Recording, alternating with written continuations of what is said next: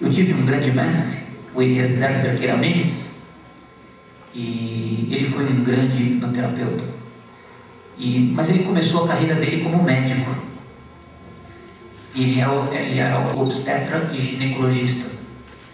E ele, num dos livros dele, ele explicava assim, que ele nunca podia imaginar que ele, que vinha do sertão da Bahia, do interior da Bahia, que tinha saído de casa com 9 anos de idade e só voltou com 27 anos de idade, já formado médico.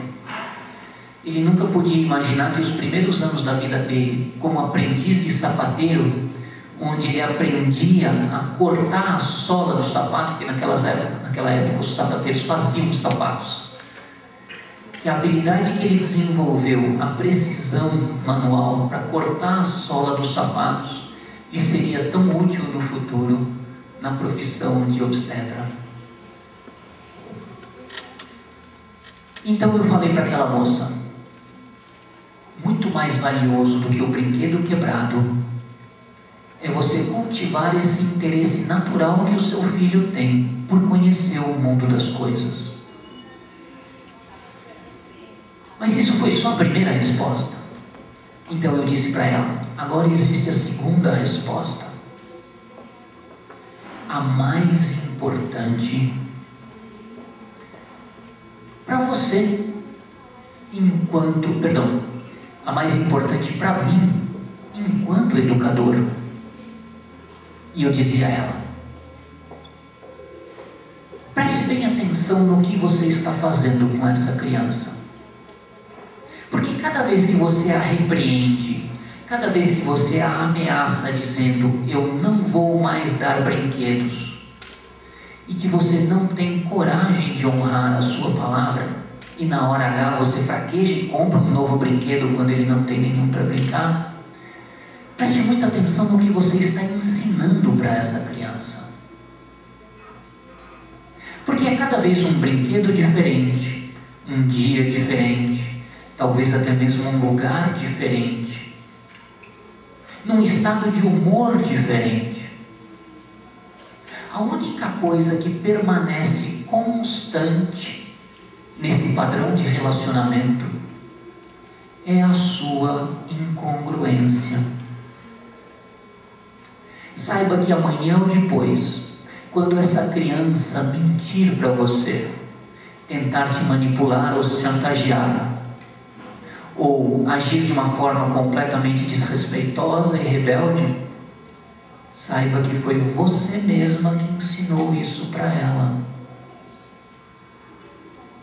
O que você está ensinando para essa criança é que os adultos não fazem o que dizem, e que os adultos não dizem o que fazem.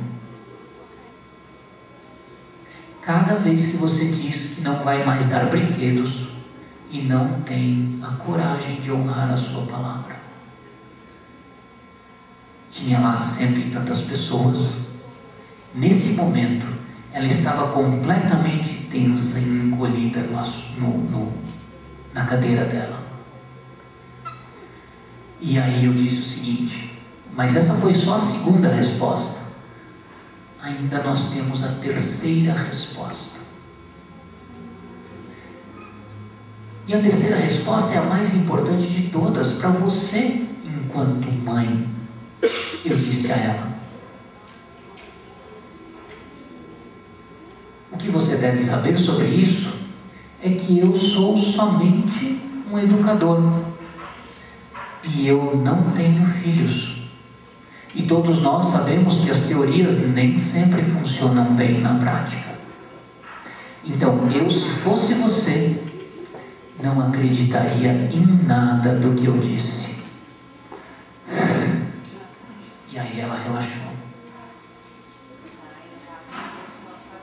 Quando nós pensamos sobre a motivação humana, nós devemos ter em mente que nós não temos uma única motivação, nem um único setor de vida. Nós vivemos em várias dimensões. Na família nós somos um filho, um cônjuge, um pai, uma mãe, um progenitor. No contexto profissional, nós podemos ser professores, médicos, educadores, podemos ser psicólogos, podemos ser engenheiros, prefeitos. No contexto social, eu posso praticar um esporte, eu sou tenista, então quando eu vou para o meu clube, ou eu estou na piscina, ou eu estou na quadra de tênis. No meu contexto cultural, eu gosto de cinema, eu gosto de estudar, eu passo meus finais de semana em cursos e congressos. E cada um desses papéis possui as suas submotivações. As nossas motivações são estruturadas em múltiplas camadas, assim como as respostas que eu dei para aquela moça. No entanto, nem sempre essas camadas estão em harmonia. Conforme eu acabei de mencionar, eu dei 3 respostas que estavam em completo conflito. E todas elas eram verdadeiras. Quando nós pensamos na motivação, nós podemos ter aquilo que nós chamamos de motivações sinérgicas, quando tudo que a pessoa faz está orientado em uma única direção.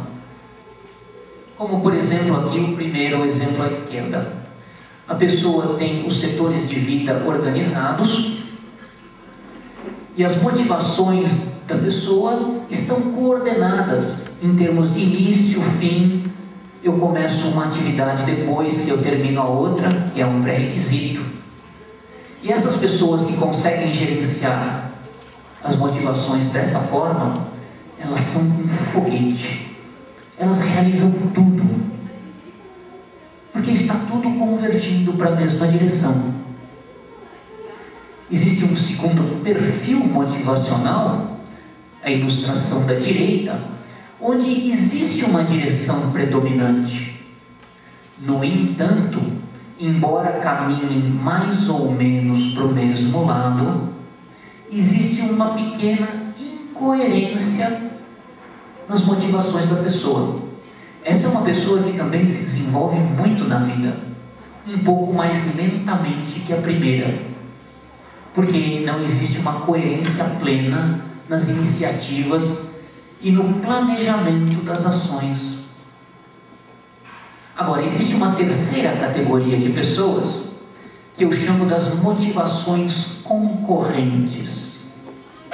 É uma pessoa que frequentemente também tem as motivações alinhadas, mas são tantas e elas estão descoordenadas no tempo.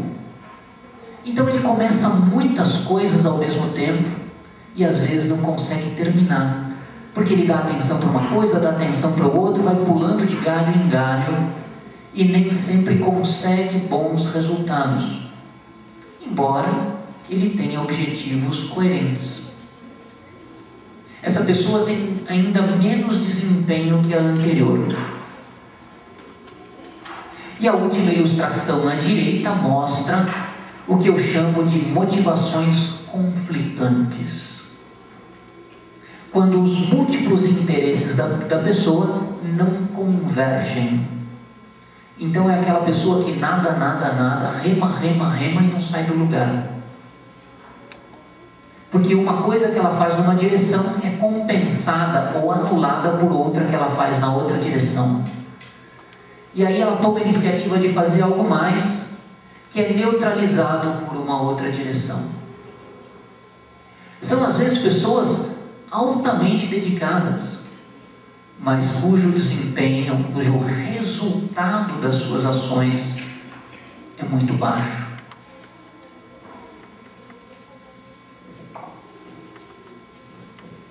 Quando nós falamos, portanto, em desenvolvimento humano, frequentemente cabe, antes de nós selecionarmos uma determinada competência ou área da vida a desenvolver, que nós consigamos, primeiramente, alinhar, consigamos uma certa coerência com os objetivos que a pessoa estabelece.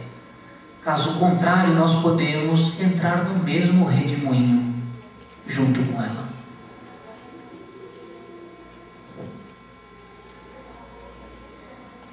E agora eu vou concluir só com uma última história que ilustra um terceiro aspecto que eu gostaria de colocar aqui em pauta. Certa vez eu li o jornal de domingo, o estado de São Paulo, eu morava em São Paulo nessa época, e de repente eu vi uma chamada na primeira página de uma reportagem cujo título era 500 mil paulistanos ganham acima de $10.000 por mês.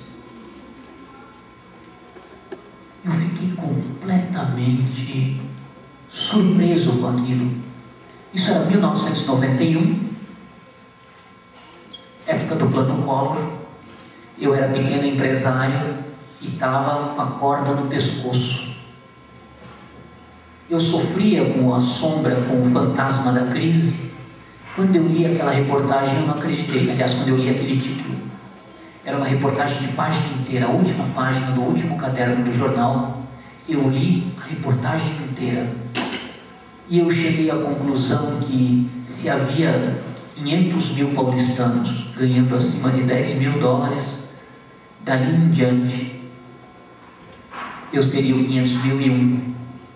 Era essa a minha meta. Então eu cheguei à conclusão que tinha coisas muito erradas na minha vida, porque eu vivia com as sombras da crise, eu lia jornal, eu sofria com cada reportagem, com cada noticiário. Nessa ocasião, então, eu tomei 4 decisões que redirecionaram a minha vida.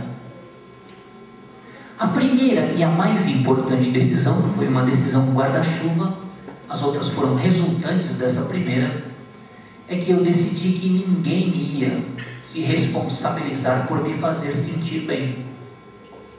Se eu não fizesse isso, ninguém faria isso por mim. Então, naquele dia eu decidi, de agora em diante, eu vou assumir a responsabilidade por isso. As outras 3 decisões foram consequências. A primeira delas foi até uma decisão esquisita, porque naquele dia eu decidi que eu nunca mais ia ler jornal, nem assistir noticiário de televisão. Porque eu sofria cada vez que na segunda-feira vinha a notícia de um novo plano econômico, de uma nova medida, de alguma nova ação. É claro que na quarta ou quinta-feira eles já desmentiam tudo, mas de segunda a quinta eu passava uma vida extremamente sombria. Então eu decidi que eu não ia mais me influenciar por todas essas informações que no nosso país mudavam a cada 5 minutos. A segunda decisão, a terceira decisão, na verdade, foi que na época eu tinha uma loja que eu praticamente caiu de bandeja na minha vida. Foi um empreendimento que fluiu, foi tudo muito fácil acontecer. E eu cheguei à conclusão que eu não gostava da venda de balcão. Eu tinha academia de tênis e eu pensava que se eu tivesse uma loja, eu compensaria a sazonalidade do negócio. Ou seja, janeiro, fevereiro e julho eu tinha pouco movimento na academia. Se eu tivesse uma loja, um movimento de fim de ano, novembro, dezembro, compensaria meu orçamento. Então, eu falei, não, isso só está me tomando energia, eu vou fechar a loja. Eu nem botei à venda a loja. De um dia para o outro, eu fechei a loja.